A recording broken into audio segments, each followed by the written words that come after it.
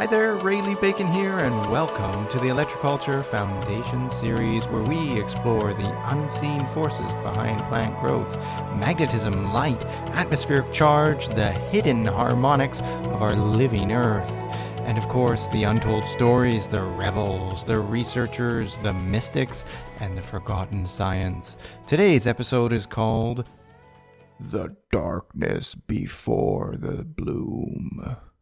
Golly. It's actually, this episode is going to be, we're going to go into the interconnection of all things from the macro to the micro. We're going to burst into the outer reaches of the universe, the darkness that envelops all of us, and the darkness below the soil as well, because there's a lot of darkness, and maybe you feel it, actually. Do you feel it? Things are getting pretty intense right now. I had my dad die last week, and thank you to everyone who sent me your good wishes. I appreciate that. If you haven't seen episode 6 of the Electroculture Foundation series, I highly encourage that you do so before you listen to this. Things are connecting, and this episode is building upon last week's episode. My wife is actually away. I'm with the kids all by myself. It turns out someone who is very close to her, akin to her mother, is also on her way out, all within the same period. So it's a bit stressful. So I appreciate you for sending me your prayers and good wishes. I had some praise the other day that I just want to bring up and say, do not compare me to Nikola Tesla or Victor Schauberger. I had someone do that. Jim, I appreciate your kindness, but please, please, please, please, I am no Nikola Tesla. I am no Victor Schauberger. I had someone else even say, moon scrapings. She said, this is the best video I have ever seen. She was commenting on a YouTube video of the Foundation series, which I encourage everyone listening here who hasn't seen my YouTube channel, search Ray Lee Bacon, Raylee, bacon, like the crispy bacon that goes with eggs. And do a little search. Please subscribe to that channel. Help it grow. It's just starting out. But yeah, moon scrapings. I'm humbled because honestly, it wasn't even a video. It was just audio and a very simple thumbnail. But it's not all light and unicorns. Life is full of darkness. I have darkness in my heart. I am not an enlightened being by any means. So do not put me on a pedestal.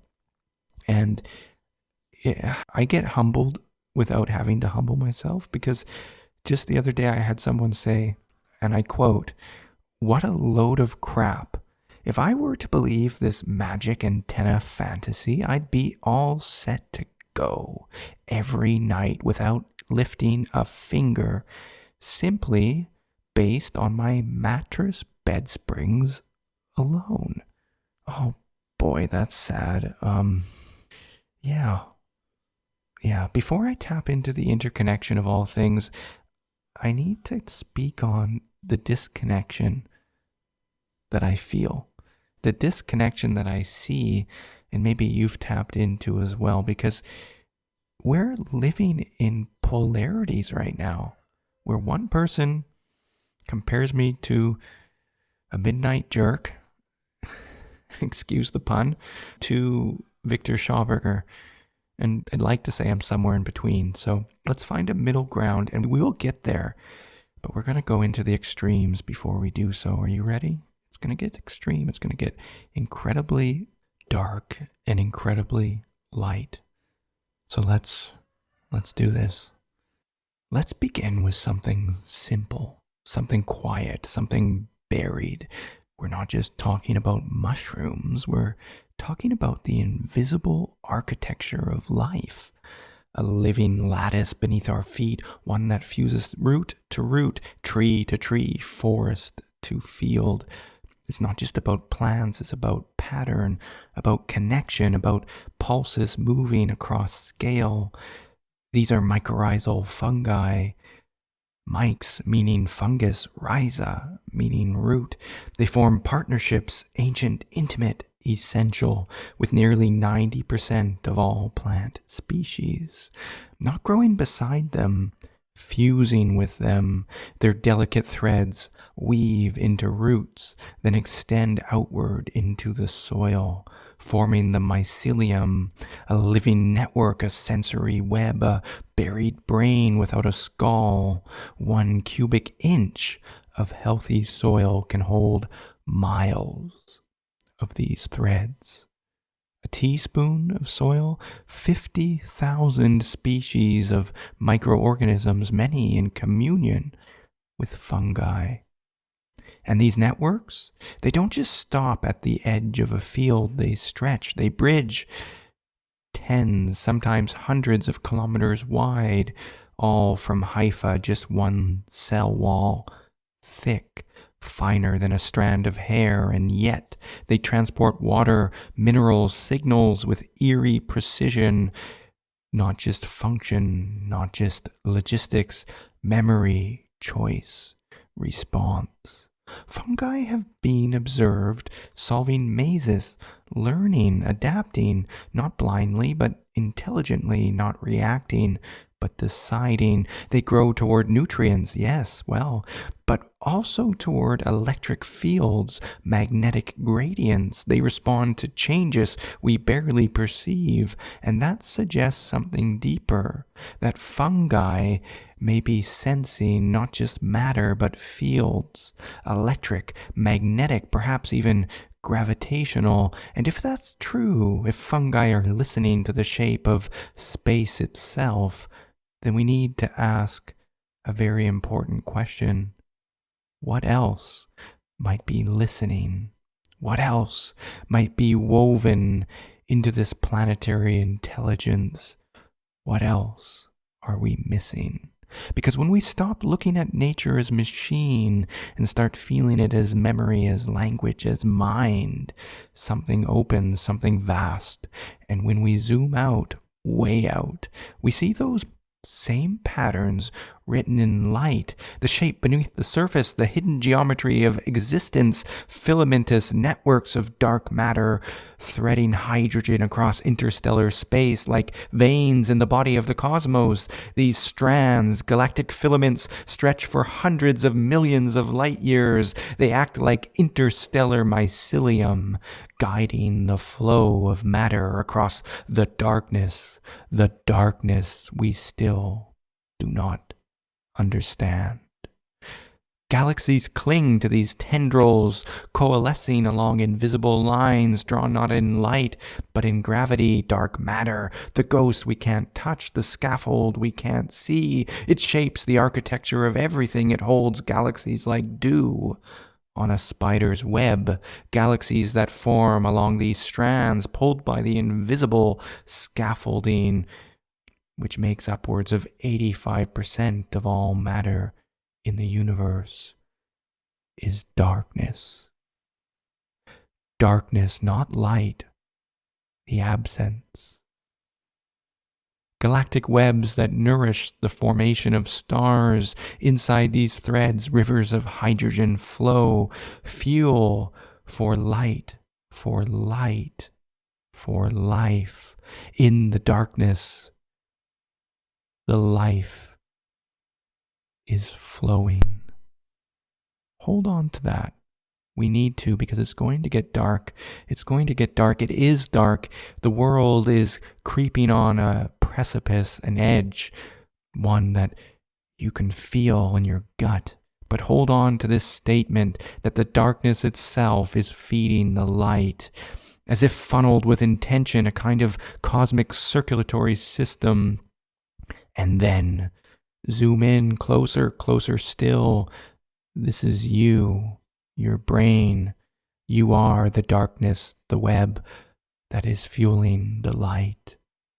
A constellation of 86 billion neurons, a forest of electrical storms, networks firing across electrochemical bridges, each neuron reaching out with dendritic fingers, forming up to 10,000 synapses. 800 and 60 trillion potential connections. A web of thought, a thinking galaxy firing in rhythms, gamma, beta, theta, delta, synchronized waves. We are connected to the darkness of the universe and the light that pervades it when it shines. Remember, not random, resonant. The waves of your mind echo this cosmic frequency in training with blasts of energy from our sun, pulses of darkness that becomes light, as above, so below. From nanoscopic fungal threads to neuronal dendrites, from root networks to intergalactic tendrils of hydrogen and gravity. This is a fractal intelligence, a universal rhythm expressed in soil, in synapse, in starlight, a fractal intelligence, repeating. And if fungi are part of the rhythm, then what else is? What are we missing when we view nature as machinery rather than memory of mind? What are we missing when we reduce nature to code, to circuits, to chemistry? When we do that to ourselves, when we do that to each other and the very planet to which we inhabit. Vincenzo, he sent me a comment on YouTube recently. He said, "Wow, we agree on all aspects." And then he said, "I strongly believe that we have never been disconnected. So I don't like the term connection. I prefer symbiosis. We are all in symbiosis with everything." And in many ways, I think you're right, Vincenzo. We are in symbiosis with each other, and we have the potential to be that way with the earth. But I disagree. I humbly do. I think connection and disconnection are very close, just like light and darkness.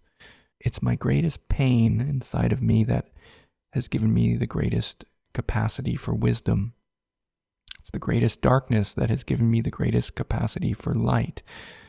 It's a balancing act between forces.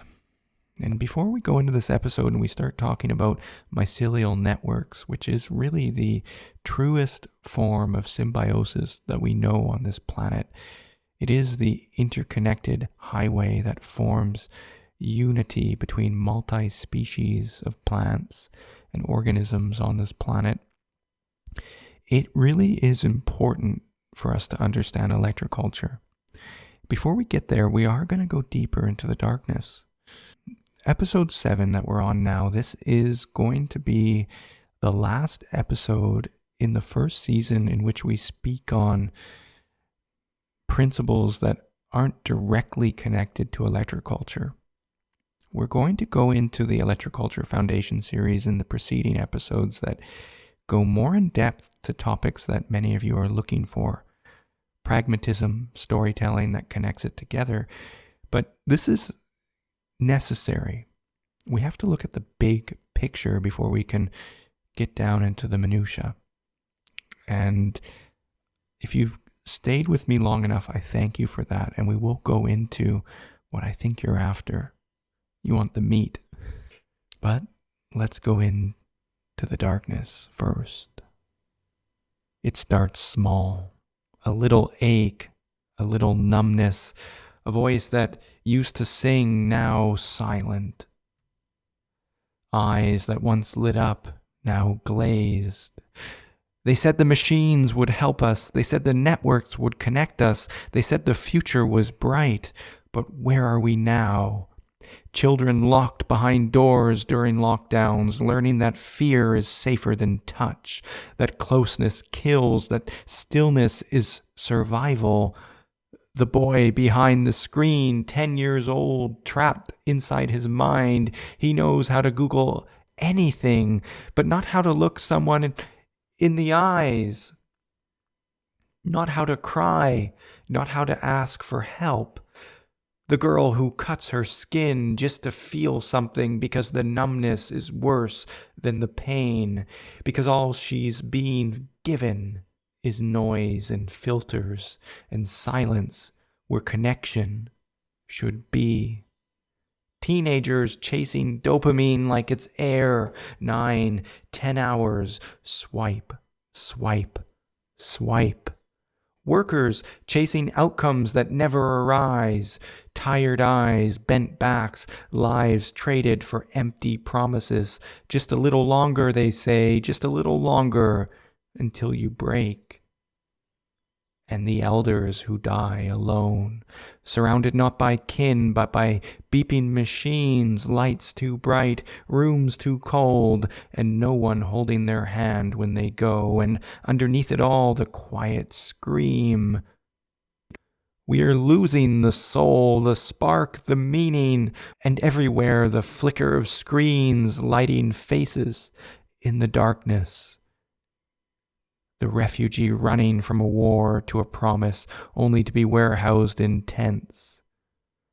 Over 100,000 children missing, gone. No parades, no alerts, no casualties in a war no one talks about. Trafficked, forgotten, buried in policy debates and border noise, a silent genocide under blinking lights. This isn't science fiction, this is now.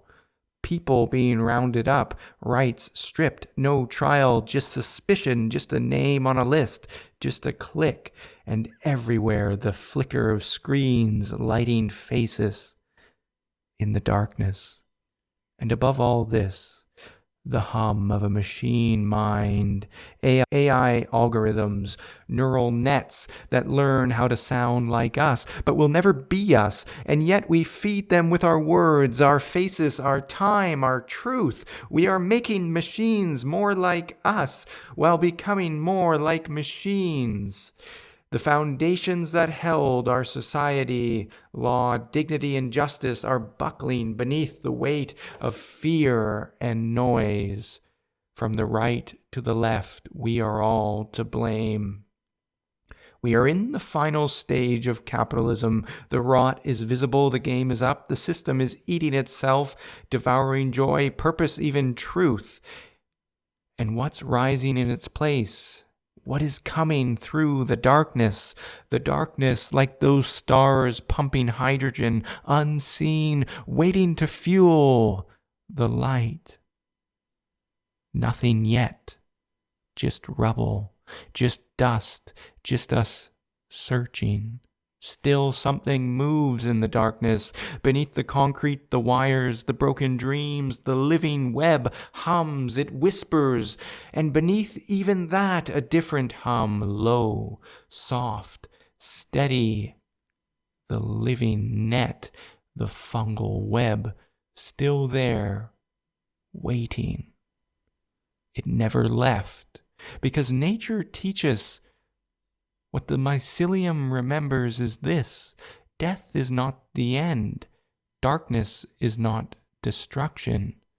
It is transition. Decay is the prelude to bloom. So yes, it's dark. It's terrifying.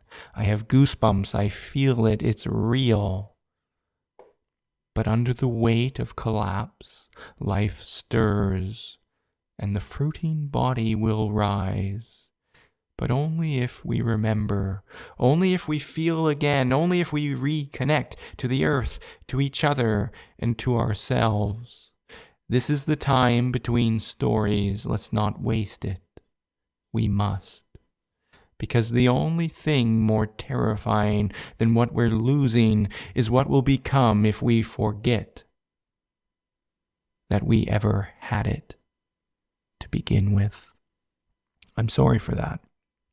I have a lot of darkness in my heart.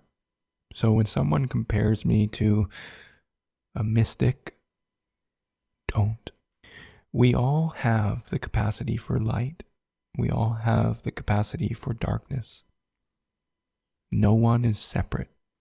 Now, please, we are going to get into electroculture. I know that's why you're here. And well, if you've stayed this long, either you're waiting or you can feel something waiting to bloom.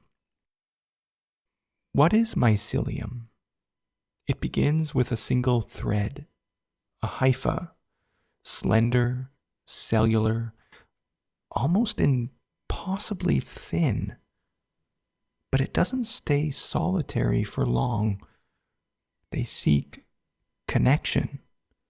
If mycorrhizal fungi is considered the greatest symbiotic organism on the planet, we can learn a lot from that.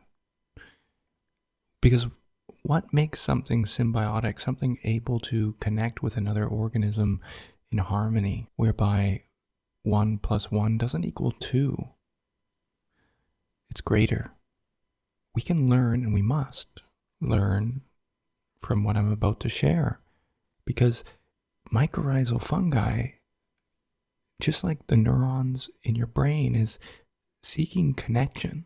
What is dementia but a severing of the connective links?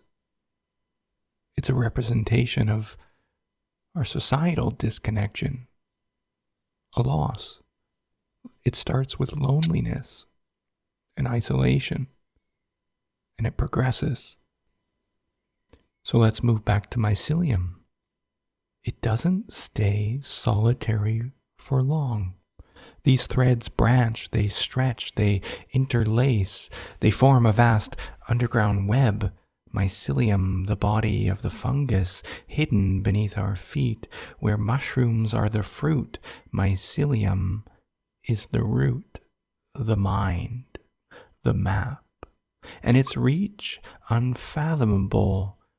In just 1 cubic inch of healthy soil, you might find miles of hypha, invisible highways of life, the city beneath the surface. Scale it up, a forest may be laced with a single fungal network stretching across tens, even hundreds of kilometers, older than the trees it supports, wiser perhaps in the language of ecosystems. What does it do? It feeds. Mycelium assists plants in pulling nutrients from the soil, phosphorus, nitrogen, water, vital elements exchanged for sugars, a quiet ancient trade. It defends. Fungi produce glomulin, a sticky protein that binds soil particles together, building structure, holding water, fortifying roots. It connects plant to plant, tree to seedling, old growth to sapling alike. It allows messages to travel, warnings of drought, of insect invasion, passed from one tree to another through this living internet of soil, the wood wide web, they call it. But even that analogy falls short. Because this isn't just infrastructure, it's not just plumbing, it's intelligence. Fungi don't merely react, they respond, they remember, they choose. In controlled experiments, fungi have been shown to navigate, optimize their paths, shift their strategies in response to change. All of this with no brain. No brain, but with purpose. They pause, they redirect, they adapt. It's as if the network itself thinks, not in language, but in pattern, in flow. It's life organizing itself through intelligence, woven not in neurons, but in threads of connection. Connection. They pulse in the darkest place beneath our feet. The darkness. So maybe it's time we reframe it. Not just a support system, not just a delivery network, but a sensory matrix, an underground cognition, a reminder that intelligence is not property of brains alone. It can live in filaments, in feedback, in the silent soil-borne conversations happening all around us, right now, beneath every step you take. Wonder can only carry us so far. To move deeper, we need to ask how. How does a fungus, a network of cells with no eyes, no ears, technically no neurons, although it does seem to fire much like neural synapses, they navigate the world with such elegance? How can it solve mazes? How does it decide where to grow, or does it remember? The answer begins with sensitivity. Fungi don't just passively exist in the soil, they sense it in ways we're only just beginning to comprehend. We know they respond to chemical signals. That's well established. Gradients of nutrients, moisture, and pH shape their growth, but there's more. Electrotropism and magnetotropism. If you're just new to the Electroculture Foundation series, make sure you go back to the original portions of the series. I have a whole episode devoted to electrotropism and magnetotropism in plants. We also speak on structured water as well, the three primary mechanisms that make electroculture work. Yet there's an echo here. Electrotropism and magnetotropism is also present in mycorrhizal fungi. Their ability to sense their world through magnetic fields and electrical gradients. Hence the names electrotropism and magnetotropism. Fungi have been shown to detect and respond to electrical and magnetic fields. They're not alone in this. You know plants do it, but birds and insects, they navigate with magnetic fields. They have receptors in their pineal gland formed of magnetite crystals, ferromagnetic, that oscillate and orient in the presence of magnetic field distortions.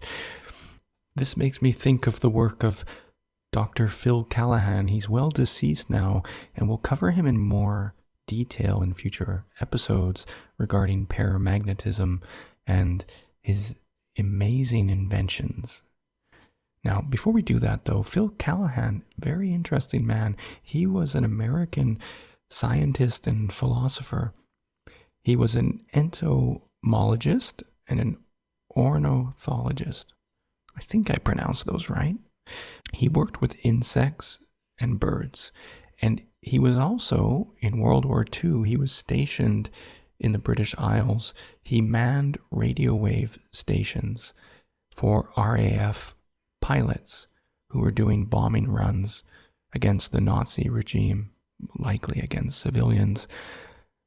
His responsibility was to make sure that the signals were received. But he observed one thing that stood out. There was this moment where the signal dropped between the pilots, and he wasn't sure whether they had crashed or died, and a lot of people did.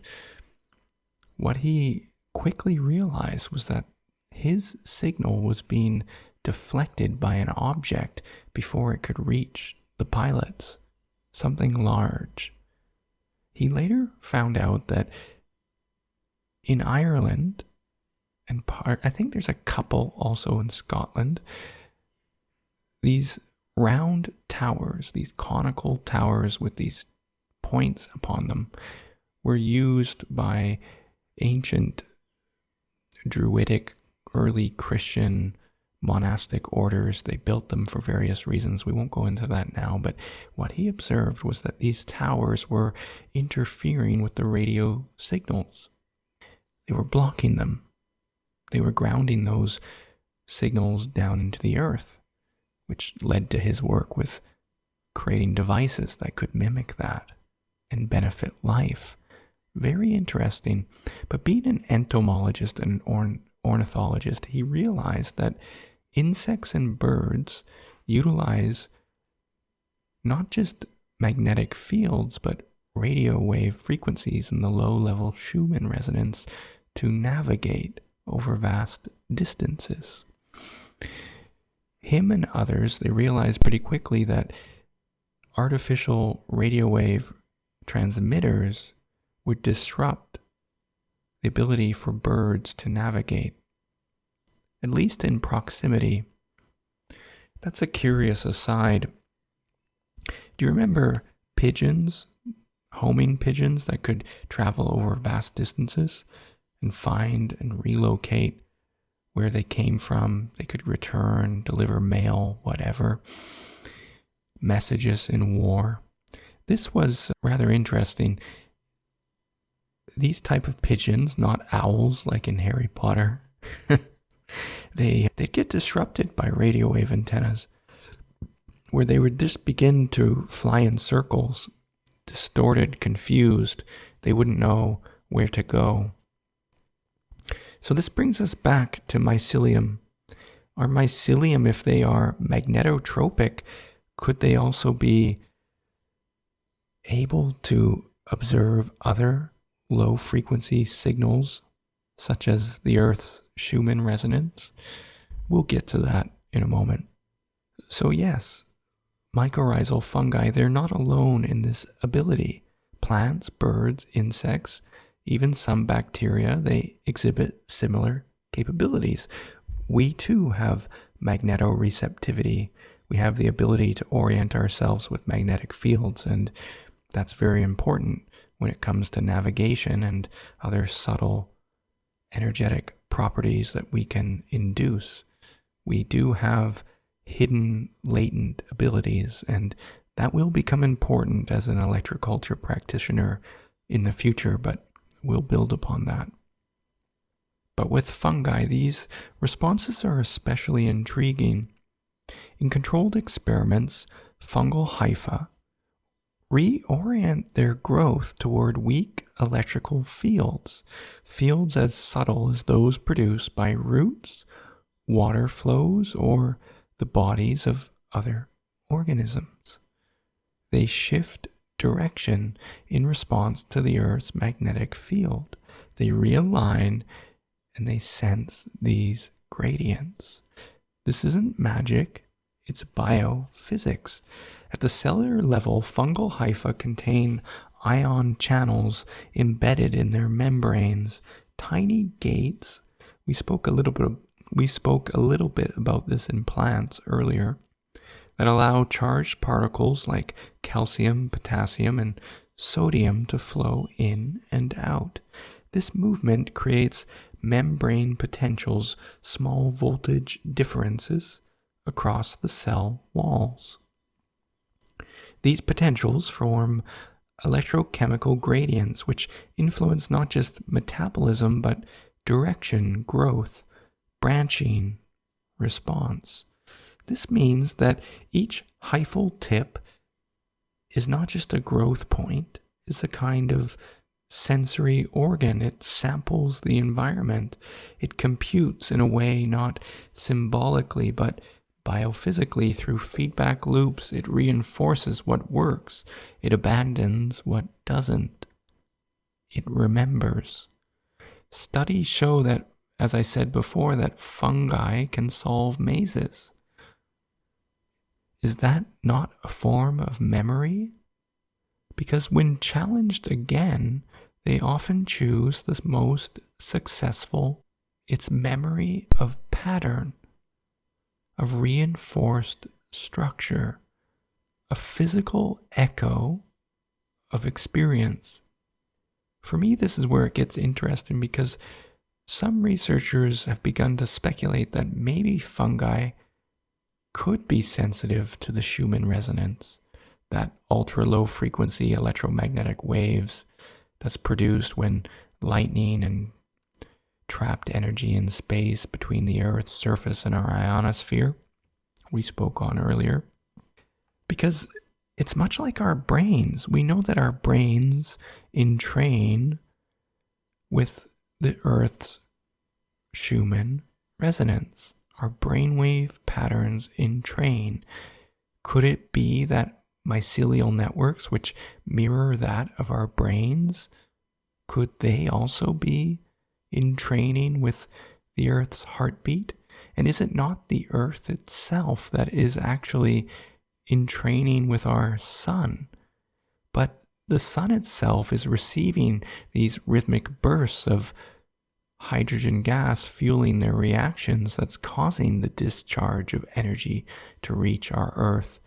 Is it not true then that we are actually all entrained with the very universal network of dark energy and matter that fill the void of space? So in the darkness itself, quite literally, we are akin to stars, nodes of connection. If that's the case, then we are like the fruiting body of the fungi that emerge out of the soil to disperse its spores upon the landscape. We are a fruiting body of creation, a network of collective consciousness.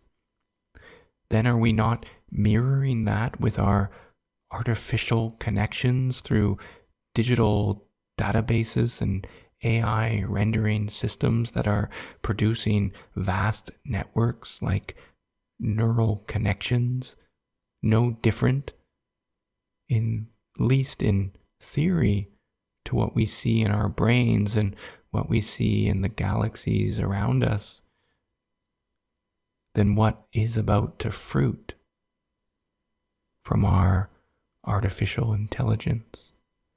Sometimes I worry, maybe needlessly. I do worry a lot. And this brings back to my original point on the strangeness of interpreting polarities around us. How one person can view the world through one lens and someone else completely through another. I have this perpetual furrowed brow, an indentation between my eyebrows. I can't remove it. One psychic once told me that it's like my third eye is open. And my wife, well, she told me it's too much mental masturbation. And that brings me back to the original message of mattress bed springs and Victor Schauberger. Who is right in the polarity and who is wrong? Could two things be right simultaneously? Could the darkness and the light be connected?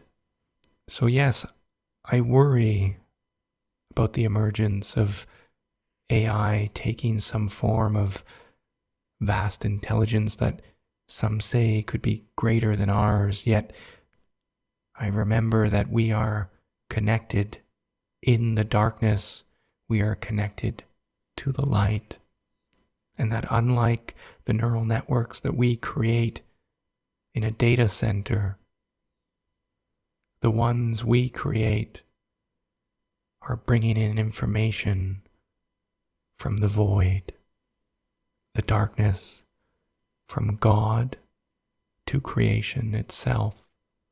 It is my view that we are intrinsically different than the artificial neural networks, the synapses of silicone, that we do have a spirit, that we have a spark that is connected back to God. Then, if that's the case, you may choose to look at what I'm about to say as metaphor. We cannot speak about the darkness without speaking about the light.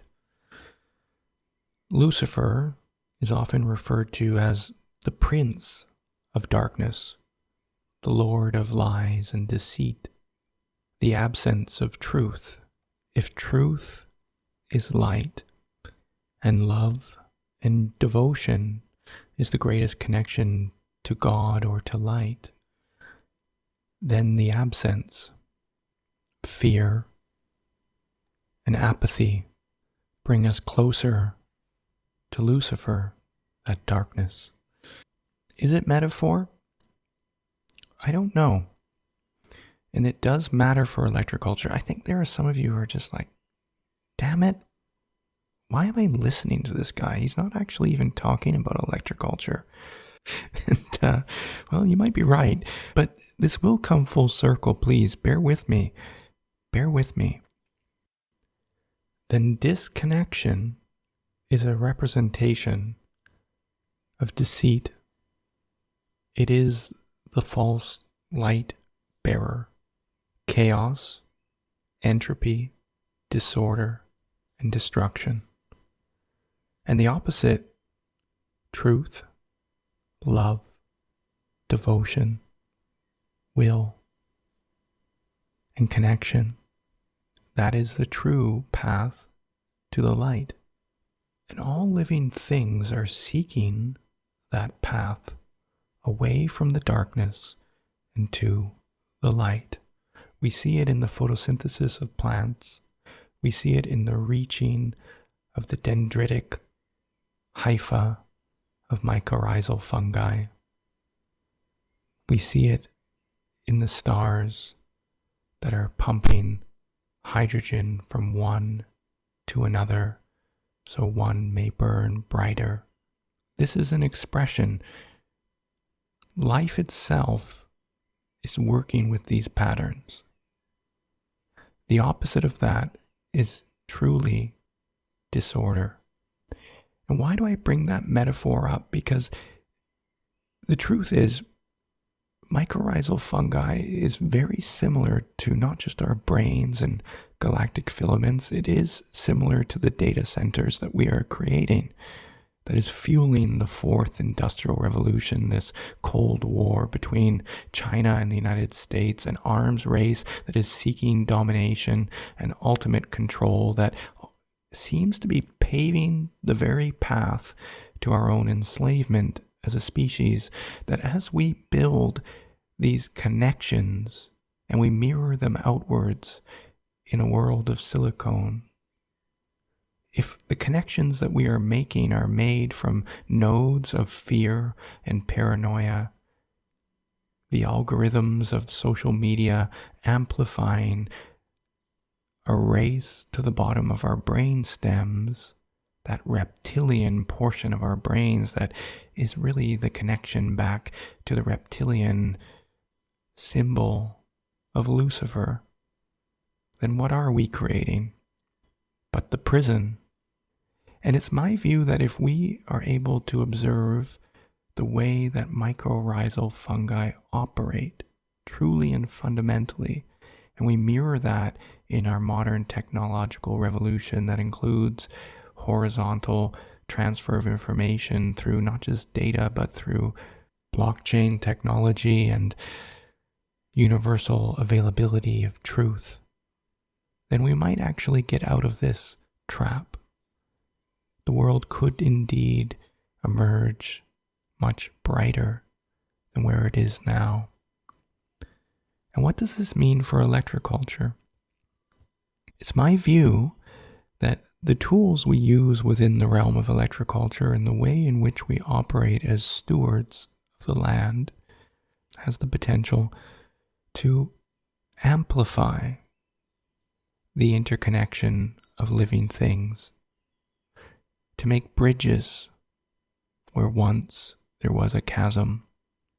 And if we are doing this with our hands and our work with the land, it has an impact on our hearts, our minds. That within there's a philosophy that mirrors what I'm trying to share here that is far more profound than plants and garden soil alone. But with mycorrhizal fungi, what we're dealing with isn't just a fungal organism, it's a system with sensory range far beyond our own. Not just a network in the soil, but a tuned instrument that's vibrating with the fields of the earth. And I do believe that collectively as a species, we are very similar. We have the capacity to tune in to the cosmos. We have the capacity to tune in to what's happening beneath the soil. We can be living antennas, and that can influence the way we steward, and also the way we apply electroculture. This brings us to the Gaia hypothesis. Maybe you've heard of this before, the idea of the Earth as a living organism.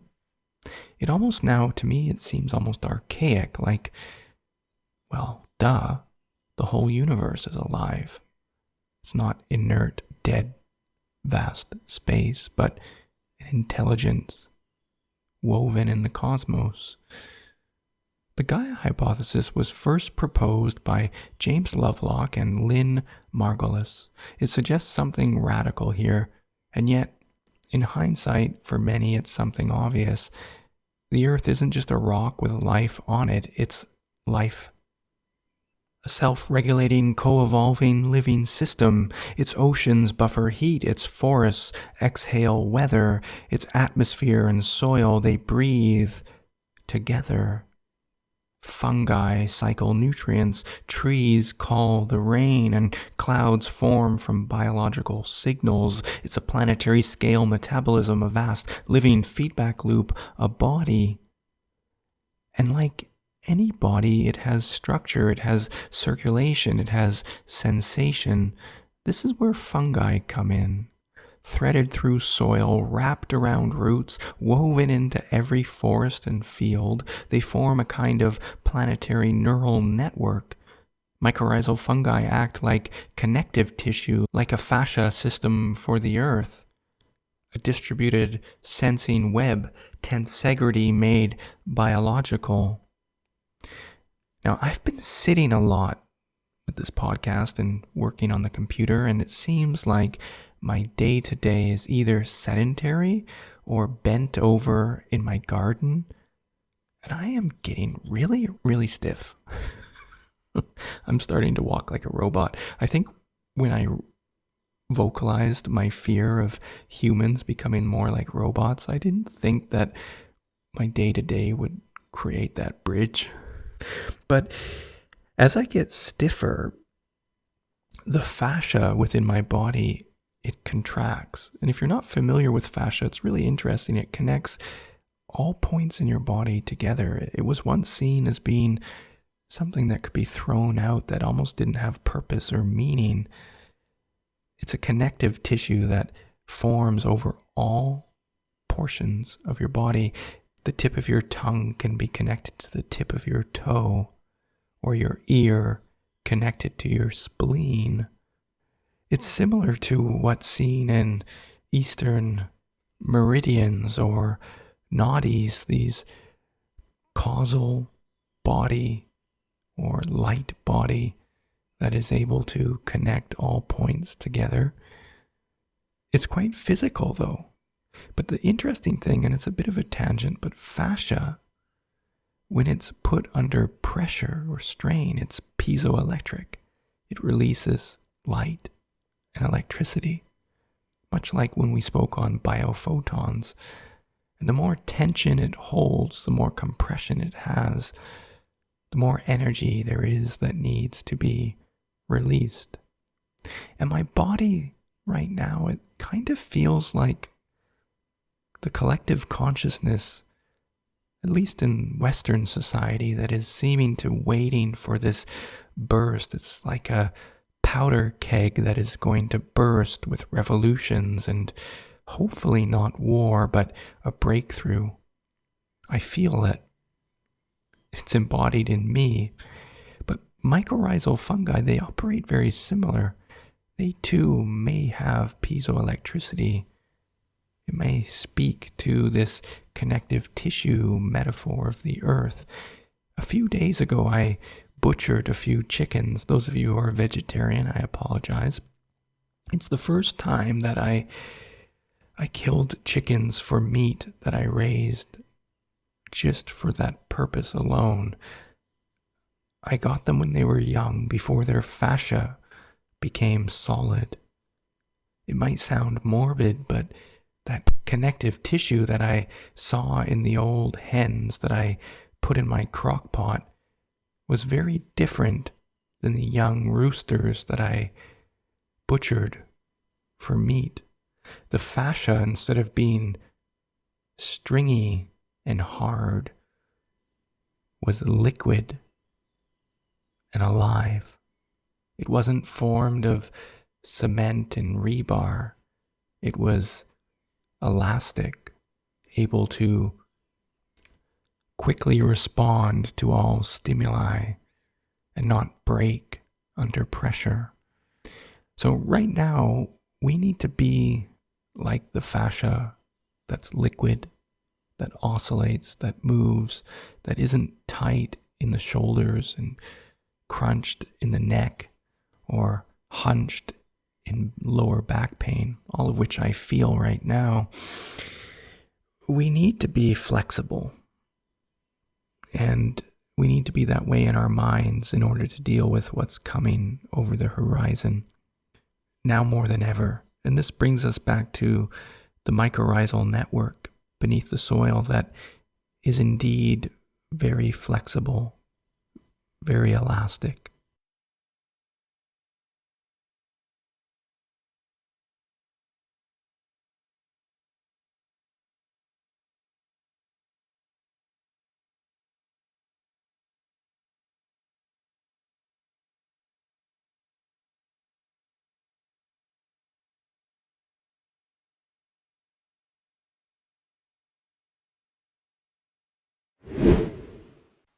Hey there, Rayleigh Bacon here. Just a quick moment. If you're enjoying this episode of the Electroculture Foundation series, I have a small favor to ask. Head over to Apple Podcasts, Spotify, or wherever you're listening and leave us a review. It really helps more people discover the show. It only takes a couple of minutes and it truly means the world to us.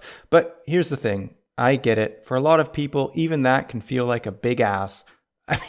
I feel like a big ask. So whether your review is good, bad, or neutral, if you take a screenshot and post it in our Facebook group, Electroculture Beginners to Advanced, making sure to tag myself, Rayleigh Bacon, or David Wexler, we'll gift you a 2-month trial subscription to become an Electroculture Foundation Insider.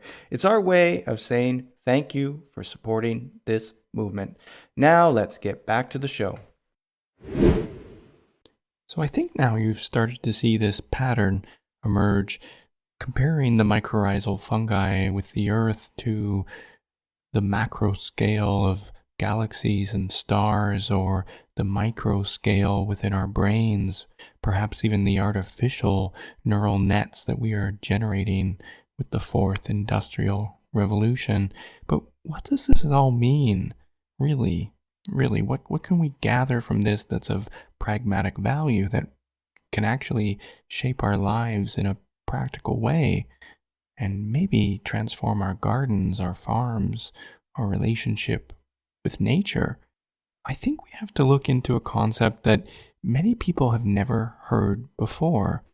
If the Gaia hypothesis proposes that the Earth is indeed a living system, that the bridge between the abiotic, the inert, the stones, all the way to the biotic, the living, the plants, the animals, the mushrooms alike, if that is indeed fluid, as I believe it suggests, then there's another term that becomes very important to start to recognize.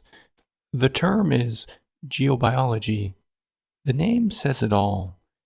Geo being the same Greek prefix for the word geology implies earth. And biology, well, we all know what that means. Life, living organisms. So the name itself implies that the earth and its non-living components are influencing the life upon the surface, interconnected. Deeper still is the idea that the geology and the biology are truly connected and not separate, but that is beyond the scope of what we can share now. At its core, geobiology is the study of how life and Earth shape one another, how biological systems carve rivers and break down rock, and how minerals, soils, and electromagnetic fields shape the course of not just evolution, but day-to-day differences between health and disease. Take an example. When underground water flows, it generates resistance, particularly when it comes across certain geological features, and as a result, it generates unique electromagnetic waves that sometimes pierce the surface and rise towards the atmosphere. And in essence, we know that plants are subtle, that mycorrhizal fungi indeed are just as subtle, if not more. Could it be then that the rhythmic exchanges we speak on between the heavens and the earth, that the intermediary is not just plants, but maybe mycorrhizal fungi as well, are indeed part of that, and that as energy descends into the earth, it ripples, it reflects, it creates distortion, and that influences life in subtle ways. One of the most terrifying understandings of geobiology is the argument that some forces that the earth generate are actually harmful to life forms of many types, including us.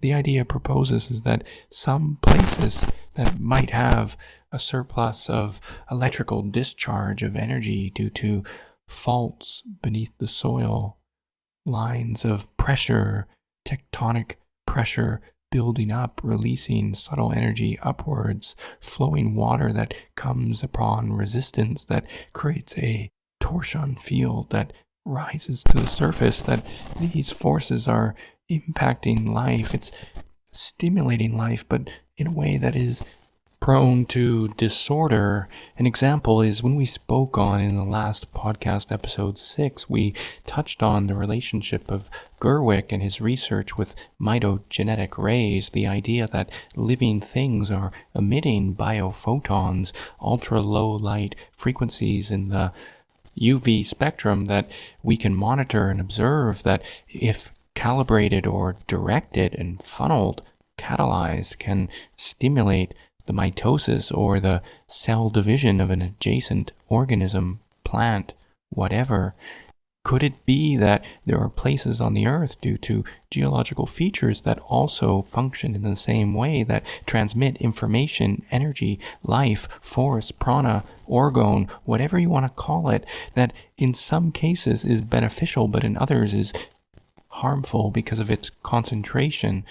If you have a disorder in someone who is sleeping at a location that is prone to geopathic stress, meaning that there's a surplus energy being released upwards, and that happens to correspond with your liver, what would happen over a period of years?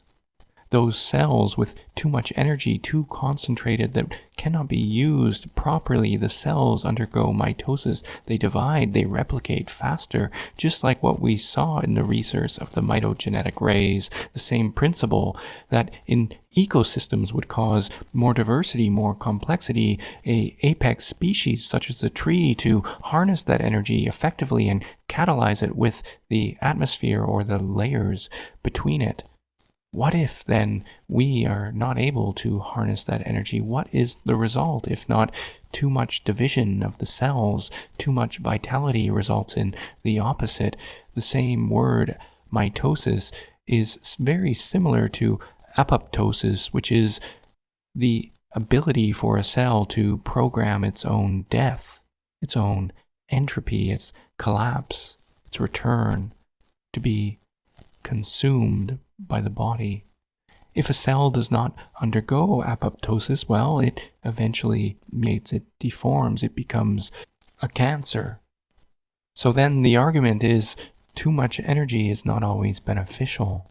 And that, well, makes sense. So this is the principle of geobiology, and why am I bringing it up now as we come towards the end of the Foundation series, episode 7? What connects it back to mycorrhizal fungi and electroculture? The argument then is very simple.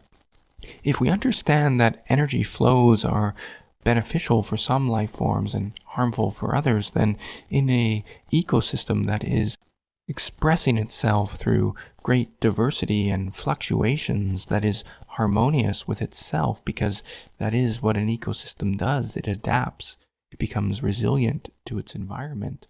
Then what we see with mycorrhizal fungi should replicate that. We should start to see that in certain places with greater energy discharge, with greater exchange between stellar bodies and the center of the earth, this rhythmic dance between forces, well, in those locations, life may be stronger.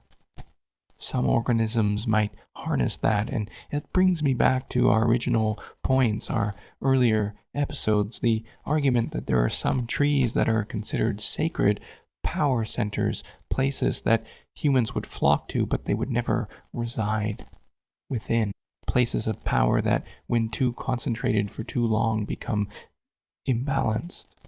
Then where does mycorrhizal fungi fit within that argument, this idea? If there are apex tree organisms that are the central nodes within a network, and mycorrhizal fungi are transporting nutrients to the area of low concentration to an area of high concentration, then, well, this is an important central point of connection, one that transmits information for the benefit of other organisms, that diffuses the surplus energy that one area may concentrate so that others may too thrive.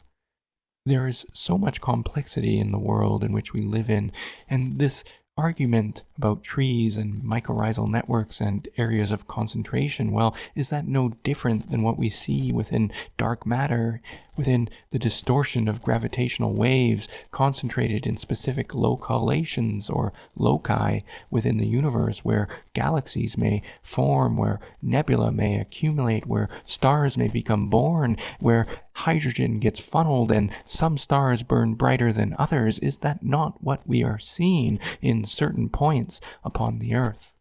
And therefore, if these locations exist, and it's my view that they do, and that ancient people understood this, they could connect to this, they could connect to the interconnection of all things, that they aligned their sacred sites with stellar bodies, not just with the energies that concentrated at place, but the relationship that place had with the macro to the micro, the nexus, the union, the point of connection back to source or God, the same ripple in which light emerges from the vacuum, in which life is stronger as a result. Do you not see it? If you heard the last segment of the Foundation series, these points are starting to connect. Do you feel it? The connection is occurring. The network is forming.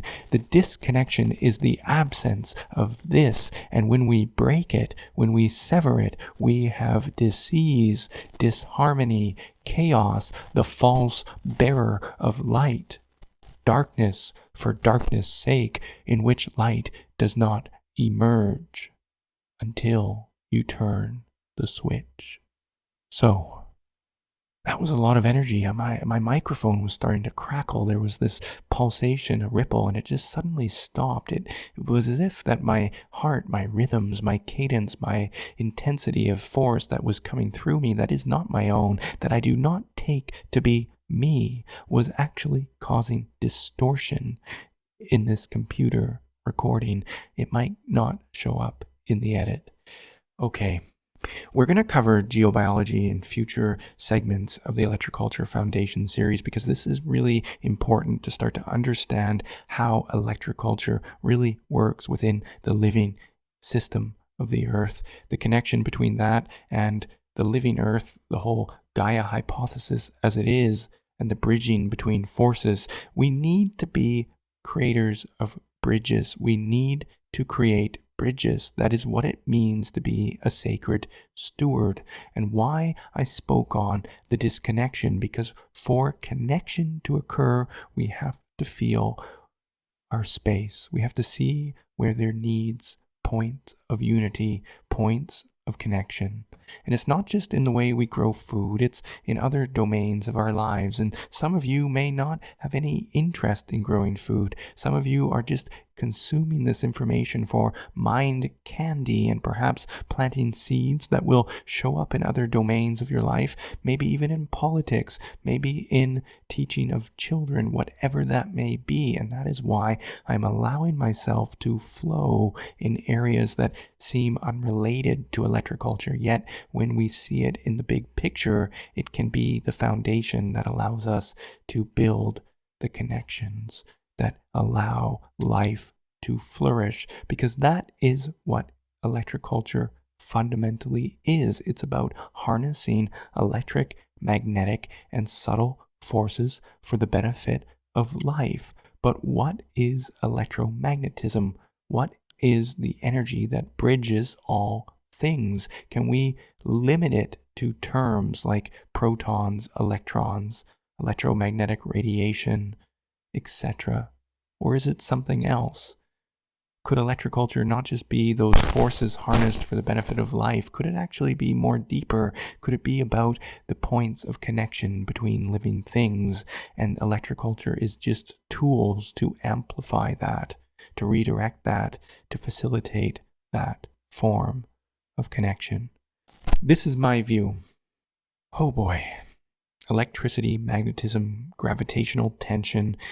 It invites us to see landscapes not as static, but as alive, not just with organisms, but with information, with field effects, with resonance. Because here's the cosmic echo.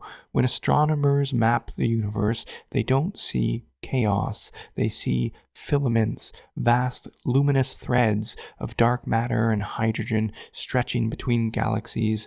Galaxies gather the nodes. Stars are born where the threads intersect. Matter flows along invisible scaffolds shaped by gravity and time.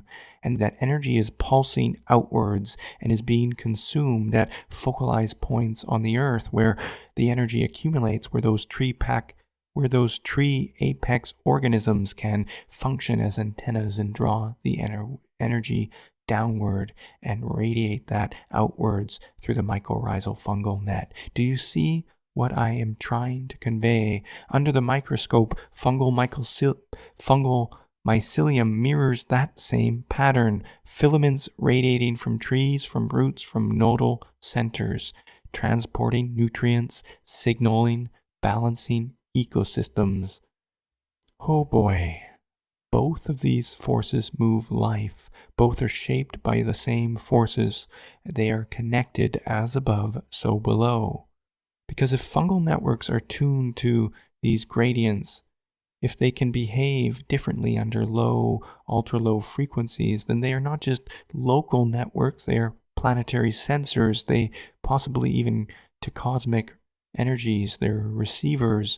And when we speak of electroculture, of working with these forces, we are not inventing something new. We are remembering, always remembering. So the Gaia hypothesis, it may be more than a poetic frame. It may be a literal description of a living system, from microbes to mountains, from fungal threads to galactic filaments, woven together by fields, by flow, by form.